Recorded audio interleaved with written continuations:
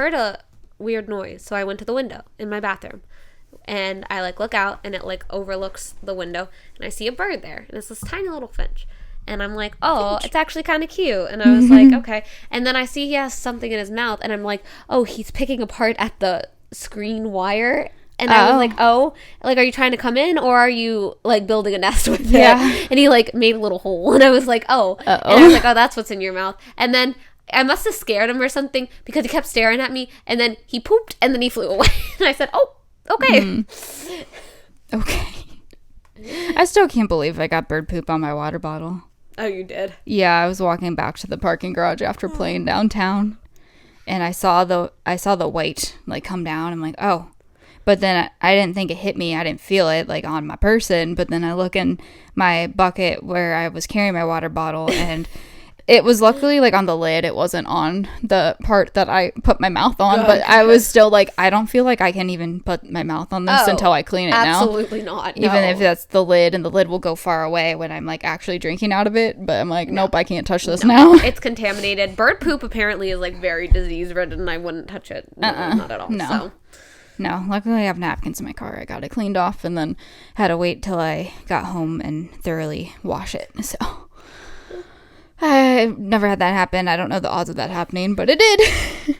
It happened. Supposedly it's, like, good luck if you get bird poop on you, though.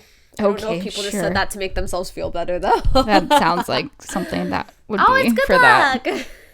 Absolutely not. Let's not do that. Oh, we don't want to do that. Well, hello and welcome to the Music Lens podcast with me, Alex Allegra. And Katie Fee. I'm sleepy. I just got done playing a show. No one was there. It was fine. I did get a waffle. I'll take the waffle. Yeah. Good to know that you can get a free food item. I didn't know that, so. Yeah. They don't tell people all the things about playing. They're just like, want to play this time? Cool. And that's about it. But I did go on a field trip during my show today because the fire alarm went off. And then it was like, oh, false alarm. So we all left the building because the manager didn't know what was going on.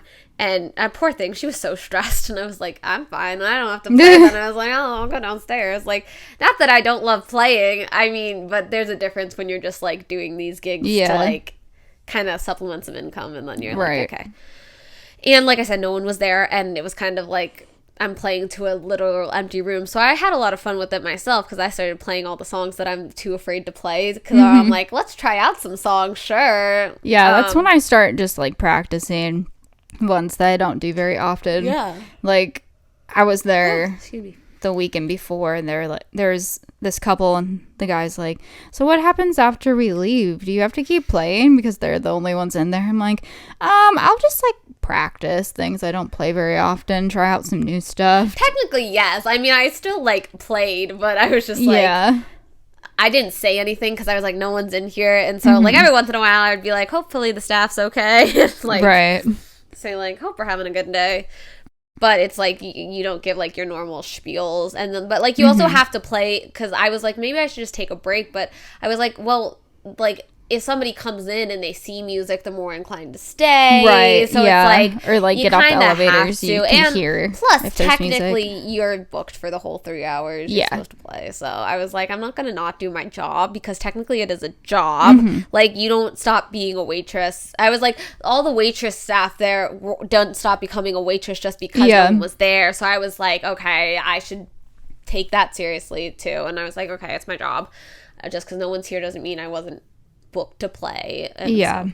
I mean, I've asked before, I'm like, do I need to play when no one's in here? And they're like, honestly, if you want to rest your voice, you can. I'm like, cool. Yeah, but I was just be like doing, ready like, as soon as someone comes in, like, start playing again. I was doing very, like, chill songs, like a lot of the slower stuff, so that, like, if people did come in, then all I had was, like, the upbeat ones that they would want to sit and, like, jam out to, kind of, in a sense. So I was like, okay. Plus, you never know. Managers could walk in and they're like, why are we paying her? You know, so you never know who's gonna walk in. And always be professional. I want to do a whole episode on professionalism, because I think especially in Nashville, it's so lackadaisical because everyone performs essentially, that, like, we lose some of the, like, professionalism that goes about being a performer that even in those 3-hour cover gig sets, like I play so differently here than I did back home when I had those kinds of gigs. Like I had it down to a science back home, and like you get so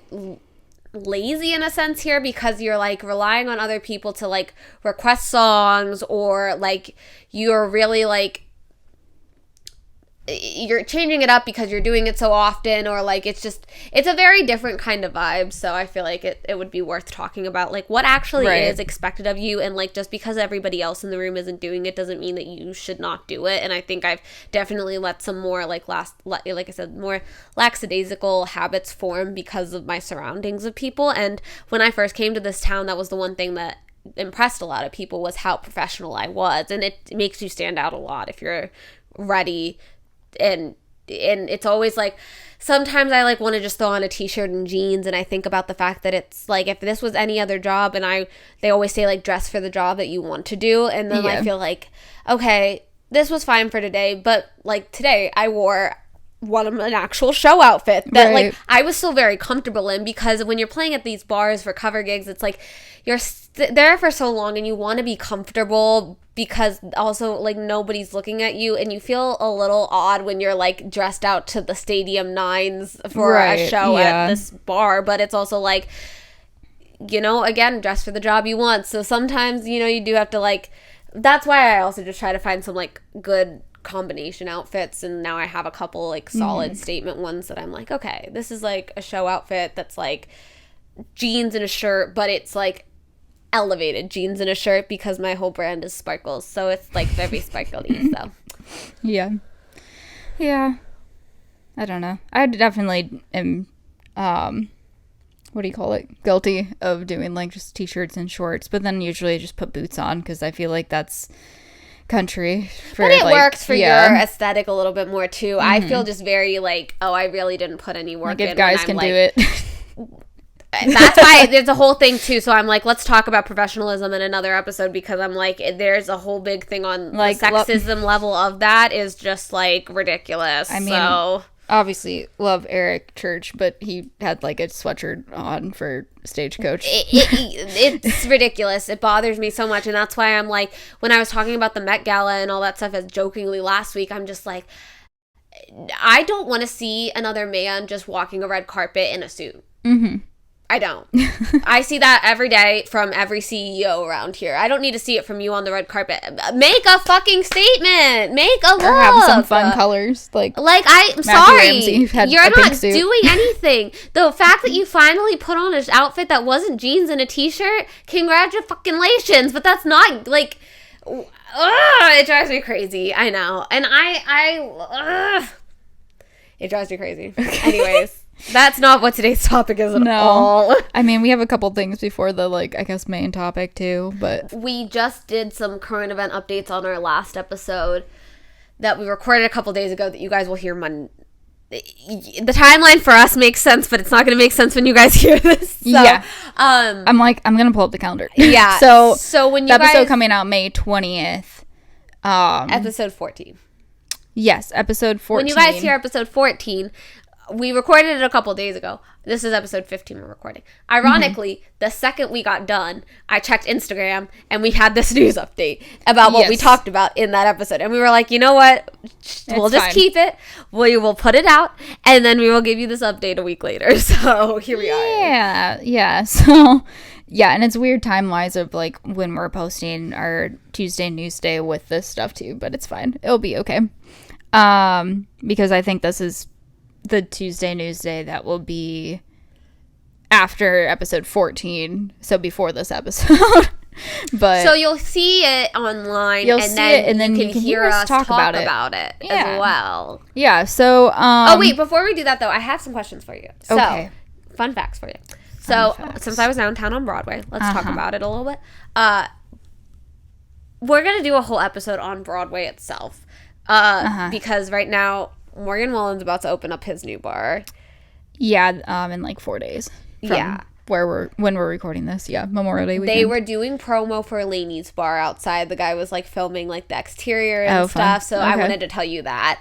And then next to where we play downtown at a place called the Moxie is they're building something. Did you know what it was?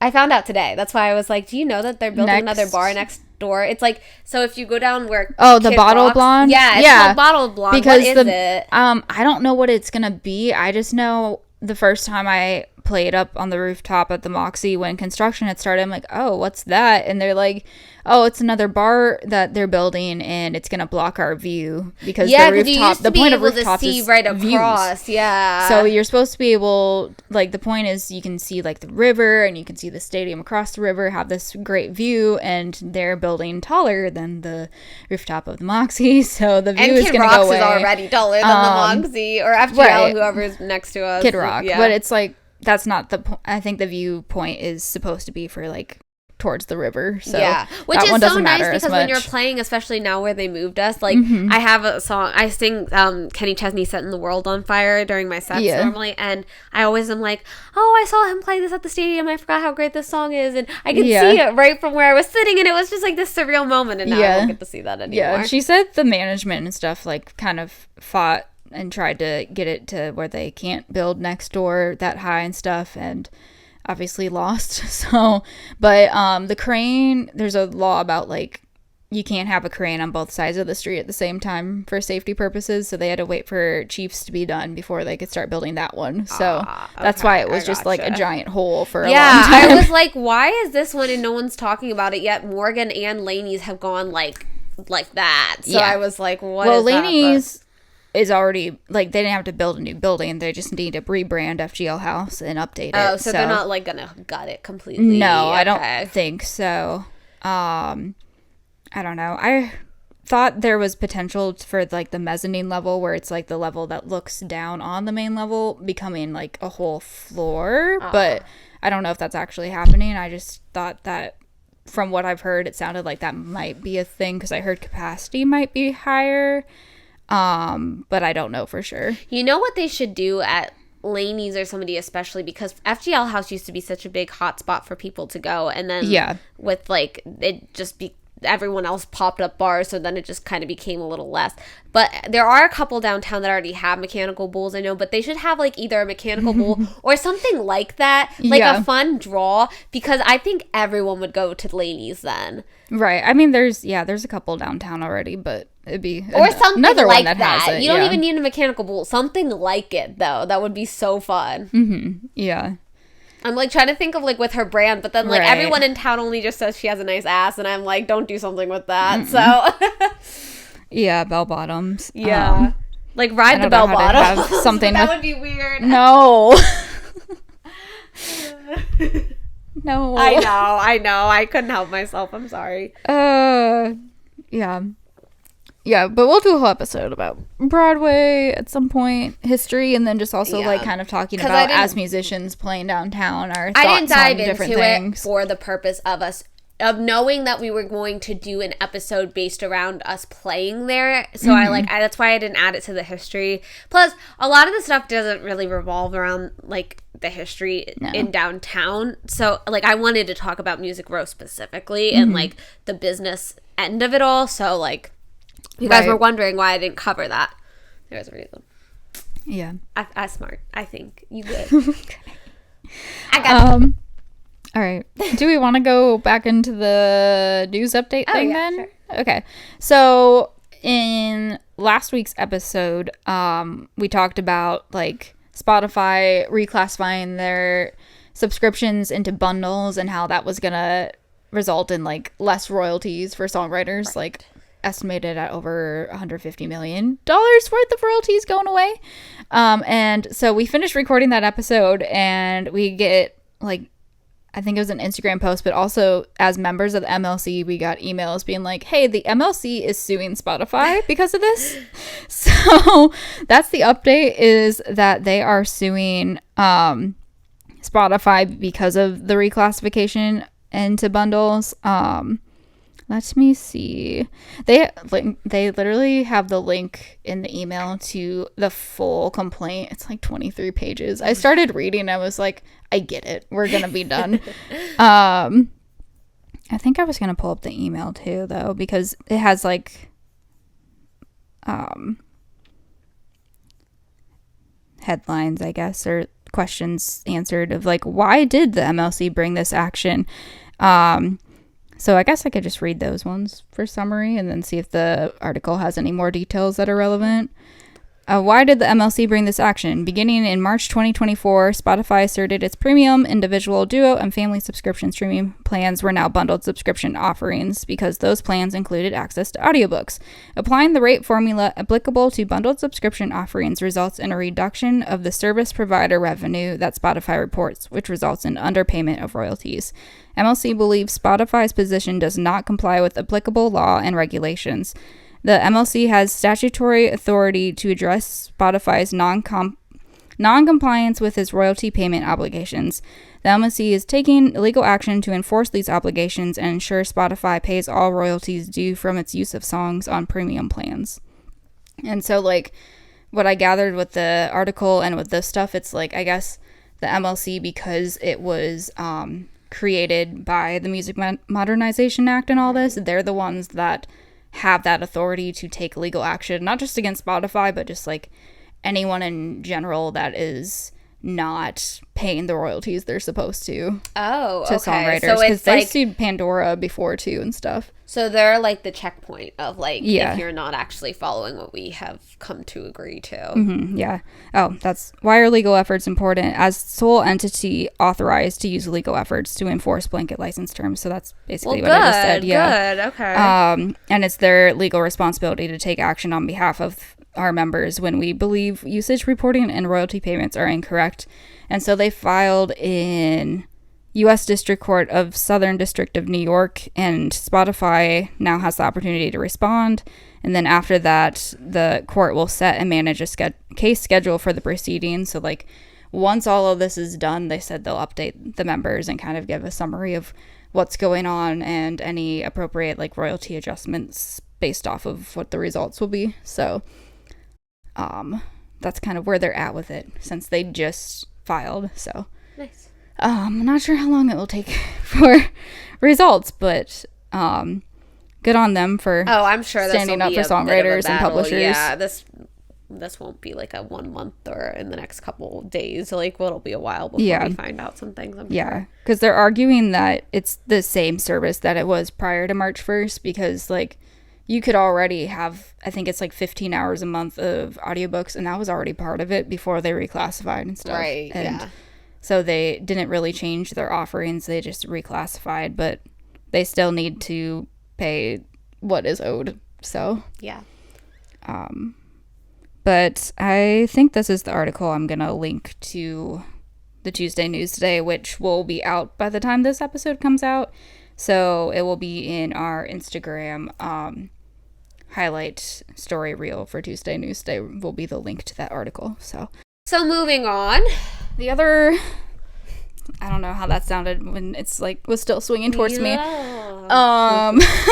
The other current event thing was when we recorded last week's episode was the night of the ACM Awards. Yes. So Katie did wants you to watch talk any about of that? No. Okay. I watched it the next day. I feel like it was a pretty good award show. Like, most of the performances were good. Was it actually as short as we thought it was? Yeah. It was only like a little over 2 hours. So that's interesting that, because I feel like I remember award shows used to be like 3 hour long things. Every award show was always like a standard 3 hours. Yeah. And then sometimes ran late. But then it was also weird that they, like, the awards that they did give out beforehand could have been ones that they had given out on the show, I feel like. They still did a lot of awards on the show, though. Because they did song, single, album, duo, group, male, female entertainer, and music event. So they did pretty much the majority of the big awards on air. And then they don't do the best new female, best new male, best new duo or group on air, because how ACMs does it is that's announced a couple days ahead of time, and then those people get to perform during the show if they weren't already like planned into it. But Megan Maroney wasn't there, so she didn't perform, but she was best new female. But Tiger Lily Gold won best new duo / group, and I don't know if that award was there last year. Huh? Megan was there. Was she? Yeah, she had a really pretty pink dress on. Oh, then I don't think she... I don't remember her performing. Maybe She did. She did. she did. Yes. Hang on. I know she did because I had to look it up to find everybody's performance. Because I saw Tiger Lily posted Billboard ranked all the performances, and I kind of, even though I watched it, so you would think I would remember, but I didn't remember her on that list, and that's when I was like, huh, that's weird. But maybe she did, or maybe they forgot her on the list. Because it was supposed to be all of them ranked, not just like... Yeah. Yeah, she's not on this list, so that's probably where I got thrown off. Because it was supposed to be all of them, not just like, oh, top 15. Did you see if she was there and stuff? Let's look that up too. I thought that's what you were doing. I think I saw that and it said it was like a pre-show performance. What does the caption say?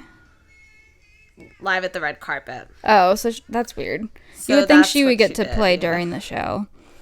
I'm wondering who replaced Sarah Evans, because I know she was supposed to perform and then she got sick, so she ended up not performing. Really? But yeah, Tiger Lily Gold won Best New Duo/Group, and I don't know if that award was there last year because they talked about like how that was recently brought back, and they're like the only one of 2 female duos to ever win that award, and it's been like 27 years or something like that. Oh, really? So I was like, okay, cool. So that's nice. I like that they brought that one back. But trying to think of what else there was. As much as I don't care for Jason Aldean, but he did Toby Keith's tribute and it was way better than the CMT Awards tribute, so that was good. That Toby got a better one.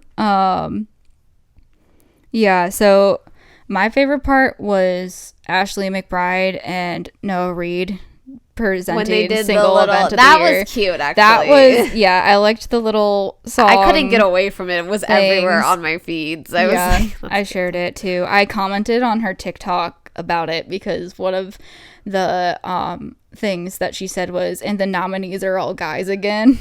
So I commented that with like the eyes emoji, and some guy who didn't bother to even, he doesn't have a username, his username is user, said, with all due respect, the ones that have the biggest following and sell out stadiums are guys. That's And not I'm true. like, okay, but also this award was for single of the year, so that's on radio stations for still not playing women as often as men, because this award has nothing to do with like live performances. This is about radio play. Right. So that was my response, but I had a lot of people liking mine. I screenshotted it since I don't have my phone, so I'm finding things.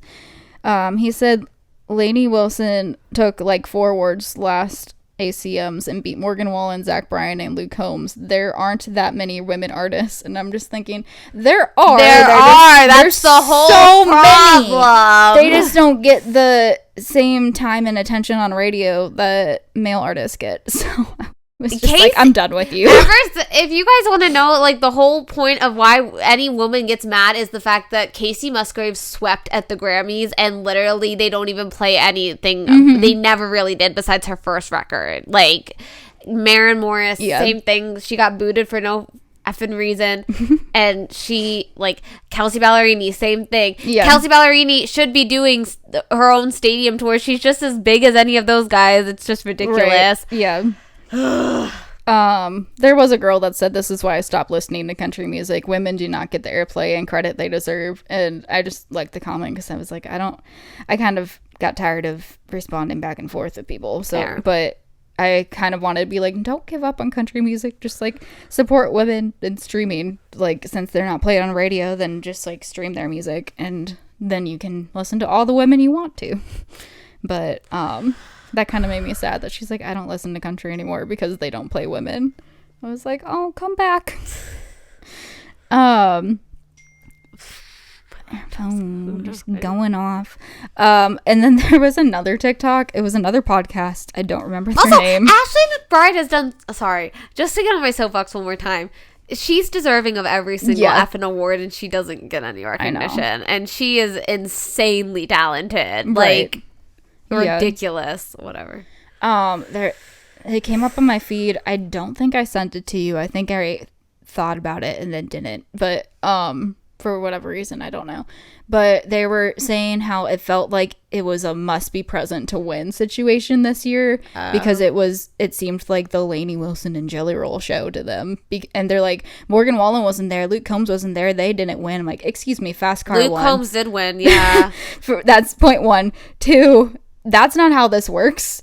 And I think we need to do a whole episode of how award shows work, of like the nomination process and stuff, because they're just like, oh, must be present to win, and like Lainey gets all these awards. I'm like, technically that's not how that works. There is a nomination Lainey is getting process. a bar. Lainey is killing it at shows. She's going to be just as big, if not bigger, like than a lot of these artists right now. Jelly Roll, he's working his butt off. He is selling out stadiums. He is doing his shit. And if you get to the point of being nominated, for the most part, people deserve it. So I'm like, I mean, we've talked about with, I think when we talk CMT, sometimes it feels like it's just like, oh, we don't have enough people, we'll just throw someone in. But for the most part, it's like people are well deserving. And the Academy of Country Music actually like does take the time to do all of their shit. Not that anyone else doesn't, but like it's like a big foundation for them. Yeah. The other thing I will say is that the way award shows work, which I'm sure we'll go into more, is like it's voted upon by the industry, and Morgan Wallen pissed off a lot of people in the industry in the last year. Just because the fans aren't pissed off doesn't mean he didn't piss off everybody that voted for those categories, let me say. And Lainey, everyone's trying to get on her tour around here, and everyone's trying to get on Jelly Rolls. So and there's just like, I understand, because this confusion happened with CMA Awards too, where they're like, why is Lainey winning when she was opening for all these other nominees in Entertainer of the Year category, and she's not the headliner, she's the opener. I understand why people are a little confused, but it's not. Yes, Entertainer of the Year is heavily weighed on like touring, but there's other aspects to it, because it's just like being an entertainer in all aspects, right, and representing country music, like I guess through the world and stuff. And she was on Yellowstone, so that's another reason or another thing she was doing that kind of adds towards her resume of why also, she should just win. Being an opener doesn't mean that you're not putting on a good show. That too. I.e. Morgan Wallen's tour and Bailey Zimmer. Also, if you want to go to back, we've talked about this at least an episode or two ago, I want to say. We went into a big thing about it. Yeah. Or any of our other episodes as to why things are the way they are in country music. I went on a big rant about how we're in such a weird standstill as far as transitions in country music right now, that they like, it feels weird because there's a very big disconnect between the industry and the fan engagement right now. So right. Yeah, but she's like, performance wise, even if she's still opening, and she's starting to headline now this year, like, yeah, that tour is going to be deserving. Huge. Yeah. Both Nashville nights are sold out, and she has 2 nights here at the end of this month. And then Yellowstone, she has her bar coming out soon. Obviously that doesn't really affect these awards because they're before that, right? But I mean, she's done partnerships with like Stanley Cup and Stella Rosa. Is that the wine? Like, she's doing a lot of stuff, not just performing. So it's like all of that encompassing kind of should be factored into whether or not someone should win Entertainer of the Year. Right. So I was annoyed. They're like, must be present to win. It's just the Lainey and Jelly Roll show. I'm like, okay, no, that's not how this works. Whatever. And I don't like when they're like, no disrespect to Lainey, but I'm like, okay, but then you're gonna say stuff that is disrespectful. Yeah. So but yeah, I think it was a good award show. I liked the performances, as I said. Kelsey's was interesting with Stick Season and Mountain with a View kind of mashed together. It was funny fun. That like so literally everybody had a duet, and everyone brought in like a pop star. It felt like Dua Lipa was a random surprise. I don't think that was with announced. Chris Stapleton, and then Avril Lavigne. Just all of a sudden like, hello. Yeah, which it wasn't talked about enough. I think the fact that Dua Lipa was there should have been talked about a little bit more. Because Avril, they like mentioned it ahead of time and all this stuff and advertised for it, but then it was like, now performing next, Chris Stapleton, and then it goes to Dua right away, not Chris, and it's like, you didn't even like introduce her, so it was just supposed to be a complete surprise, I guess. But I was like, okay, cool. Yeah. Their voices go well together, so that was fun. But yeah, Cody Johnson I love Dua Lipa. was so good. Dirt Cheap, such a good song. Really? Yeah. I'm not a fan, but Okay. no You don't offense. like that song? I just don't.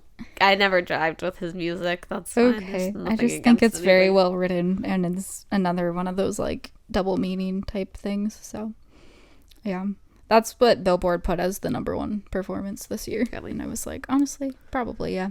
Okay. So yeah, that was ACM's topic time. Yeah. And so we wanted to talk about the difference between PR and marketing, because I feel like and I was talking to my boyfriend, and actually he knew the difference right away. So I was like, oh, okay, wow. So like, I guess people do understand that it is two separate things. I was Right. under the assumption that maybe they didn't. Let me explain why before. I'm not insulting anyone's intelligence. I thought that when you look at PR and marketing, it's at least associated a lot with each other, and there is a lot of crossover as far as like Right. communication between the two departments work hand in hand a lot. But marketing is one thing, advertising is another thing, and PR is a whole other thing. They're three separate things. And you Yeah. can take a college class in each one of them. You can take a whole college degree in each one of them. Yeah. Like, they are three separate, completely different things. Yes, they have overlap. Yes, you kind of have to know what the other one does to not step on toes, to know how to work together, to understand where they fill in each other's holes. I wanted to break it down from marketing and PR. We'll talk about advertising and maybe in part 2. So we'll do advertising in part 2. We'll take away Okay. advertising. We'll do marketing and PR, and then part 2 will be advertising and whatever else we don't get to between the two today. Yeah. Because we really thought that stuff wasn't going to take up as much time, and we wanted this to be a little bit of a shorter episode in general, and now we're going. Here we are. We're going in. Here So, we are. the main difference, the reason I brought it up was because whenever I am somebody who wants to do marketing, social media management, all that stuff. And whenever I go to find a job and my friend wants to do PR, shout out Jamie. I don't know if she listens to the podcast, but shout out Jamie. She wants to do PR. But whenever you go online, a lot of times now, the PR departments and the marketing departments, at least in smaller companies, seem to be the same thing.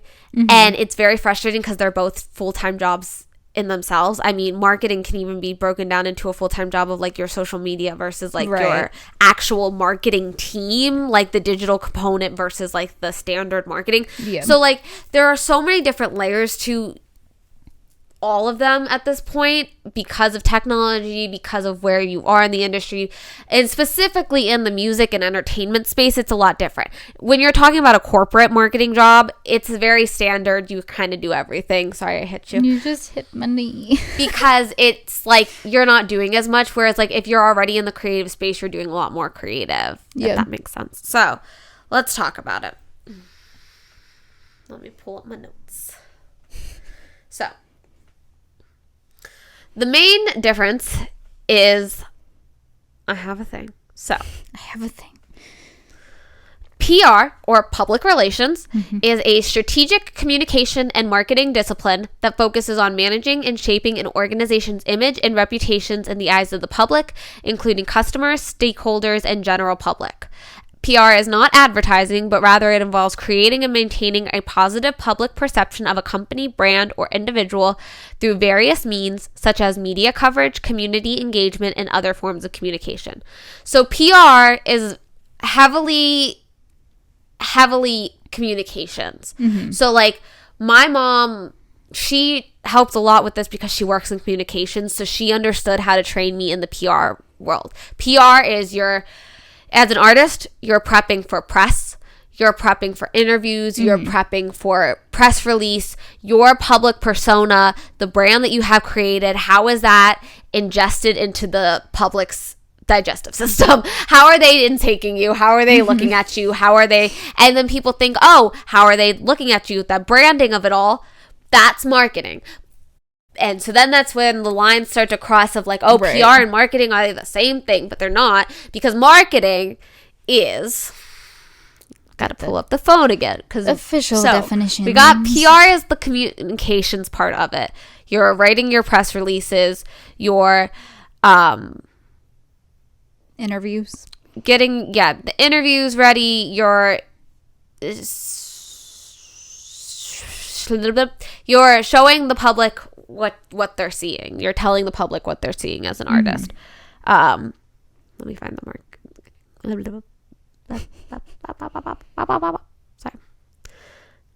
Marketing is focused on driving your sales and doing so by promoting products, services, or ideas on channels like social media. So where your PR is prepping the person and everything, your marketing is how are all of those components of PR shoved into the world through your social media campaigns or your through billboards and your album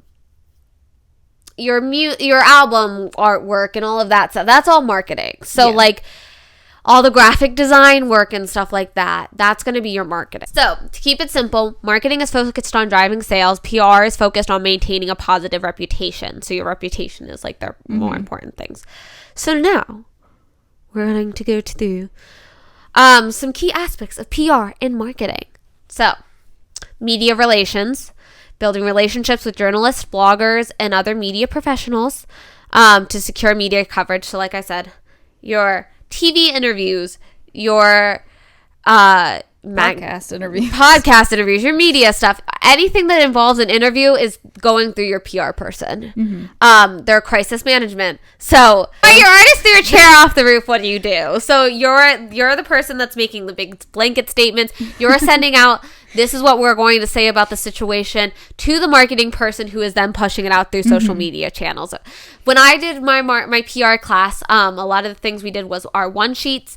You help with EPKs and stuff like that with the marketing team, because again, building that brand, that artist brand management is key to both of them. Right. And that's where, like, again, the lines are blurred because you're playing for the same team with that. You're both, you both want to say the best things for your artist, but your marketing person's going to say, like, well, how are we going to use it to get X, Y, and Z? How is our EPK going to read to getting shows and gigs and selling music and selling tickets for your shows and putting out the product? Whereas your PR person is looking at your EPK as, is this the accurate representation of what we have built and worked for to say to the public to get them interested in anything? EPK means electronic press kit. We'll do a whole thing on EPKs anyone because that doesn't know the definition. They are annoying as flub.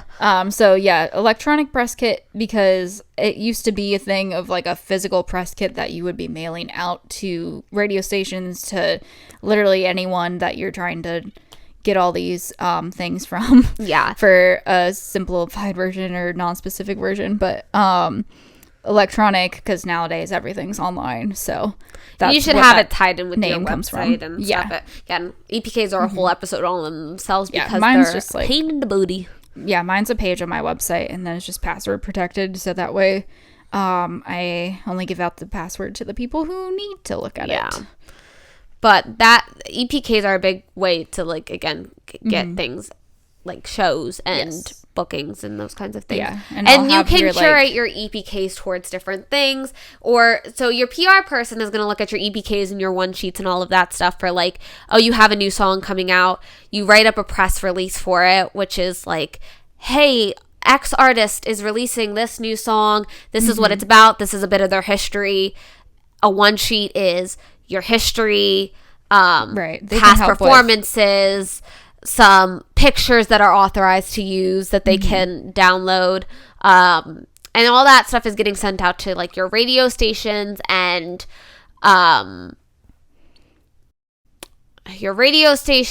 TV stations, your podcast avenues to all get coverage and thus promote the material. So your marketing person is putting it out into the world, helping with graphic design for, like, the album cover, making sure the product is in hands, and then your PR person is the one And again, you can They're also also- do that in marketing as well, because I did that when I worked in marketing for my internships and stuff as well. So They'll also help write the artist bio, and there can be like different versions of that because sometimes people want like a short one, sometimes people want a lengthier one. well, so you should can have both different versions ready. of them. Yeah, because a lot of times, even when I've started booking shows lately too, they'll say, we want your full bio, and then we want like a 3-sentence bio, and then we want a 1-sentence bio. So they want like different things so that when they're advertising for that show on Instagram, they can say, oh, we're going to pull the 3-sentence bio and stick that in our Instagram caption. Yeah. For a generic hooky grab, let's see who's going to want to come to this show kind of a thing.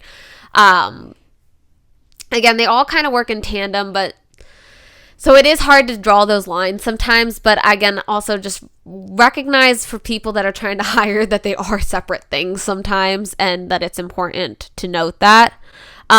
Your PR person is also going to be mainly your like outreach person to keeping communication lines open through a lot of avenues for public perception things such as interviews and performances. And like they're really the person that is like, this is part of our artist inventory series as well, because this is a person that is kind of going out with you a lot into the public, again, because they're your public perception person essentially. Yeah, they're the people coming with you to interviews and stuff to make sure that like they're right on the scene for anything.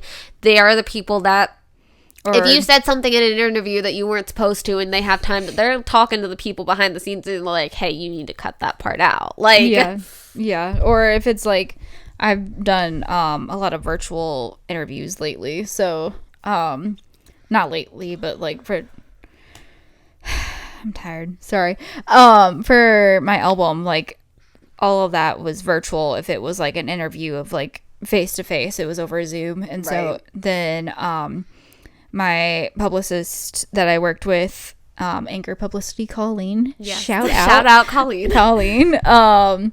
She would send me like, here's the Zoom link, and like just like she would be the one to confirm the time with them and make sure I have everything I need for it. They'll also, if the person interviewing you has questions ahead of time, then they will get those to you so you can kind of prep and be prepared to answer those questions. I was going to add with that too, is that your PR person should be sending them a list of questions that they are supposed to be asking, like things to hit, topics, like if you have a new album come out, if you have a big show coming out, they have a list of those things that they are sending to the interviewer ahead of time. Big time people are like, why didn't they ask questions about this? It's because their PR person told them that they can't ask about specific topics. And that was like a whole thing with Taylor back when the Kanye West thing happened. Like there's like an interview that I've seen pop up not too recently, but I've seen it a couple times pop up on TikTok where you get the audio of the radio interview where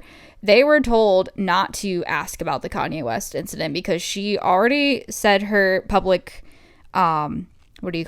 statement about what happened. And then like, she didn't want to talk about it anymore. She wants to promote her music. She's not there just to talk about that over and over again. And this guy kept pushing on it to the point where she left and her publicist stepped in and she's like, we are done because you're not respecting her boundaries. Yeah.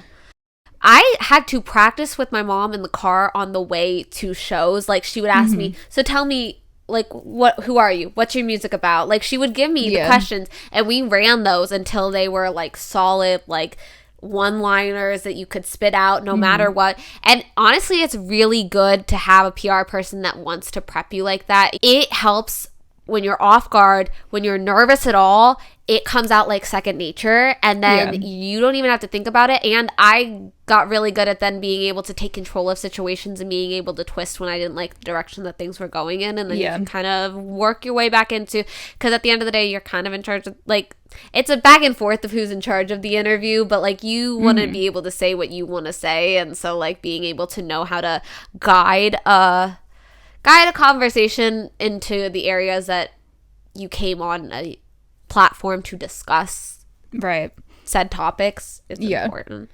So that's your PR person. Your marketing person is much more behind the scenes. They're capturing your content. They're capturing, I mean, that's more of the social media person, obviously, in the marketing department as a whole. Right. They are capturing your pictures, capturing your video contents, editing, all of that stuff. They are helping with the look of your CD. Nowadays is definitely heavily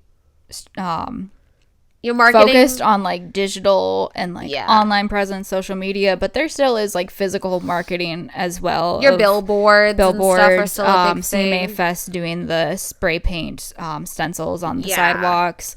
Marketing is handing so out much more stuff at creative. festivals. PR is very like strategic. Marketing is much more like creative to draw people's attention, I think, sometimes. Yeah, like I think of CMA Fest specifically just because that's what I have experience with, of like people will have street teams where they're going around handing out those little fans. That's what I was just going to say, yes. Those are marketing people. Like the single that you're promoting on the fan, or like handing out anything free, basically. I was going to say, that's gonna the promote merch stuff. is also a part of the marketing team. So like what your shirts say on the road, what all of that, that's all through the marketing department. And they can do like giveaways through too. all of that stuff. That's promoting your music in some way, or like promoting probably your music, but also just like could be a thing of like, oh, this is how we can help boost our following, of you have to follow in order to enter this giveaway. Yeah. So oh yeah, those are big things too. That's another one. So I think that's a good place to stop here. So let us know if you have any questions. Overall summary. We'll definitely be back to talk about more of this. Obviously I have a lot of experience. This is definitely my field of interest for sure. If I wasn't doing music, it's marketing. So yeah. But yeah. Anything else? I think that's probably good for now. I think that's a good base to start. You could email us at themusiclenspodcast@gmail.com if you have any comments, questions, if you want to share your experiences. Feel free to do that by emailing us. You could follow us at the Music Lens Podcast on all the things. Give us a review and rate on iTunes, YouTube, all those things. It helps a lot. I keep saying all those things, but that's just because literally there's wherever so you're many listening to it right now, places. plus 50 other things. Yeah. But it helps out a lot for that to help us grow and have the algorithm like us and show us to new people. And you can follow Alex at Alex Lager Music. You can follow me at Katie Fee Music for our individual music artist stuff. And that's everything. I think that's everything. Yeah. Bye. Have a good day, night, whatever you're listening. We'll see you next time. Bye.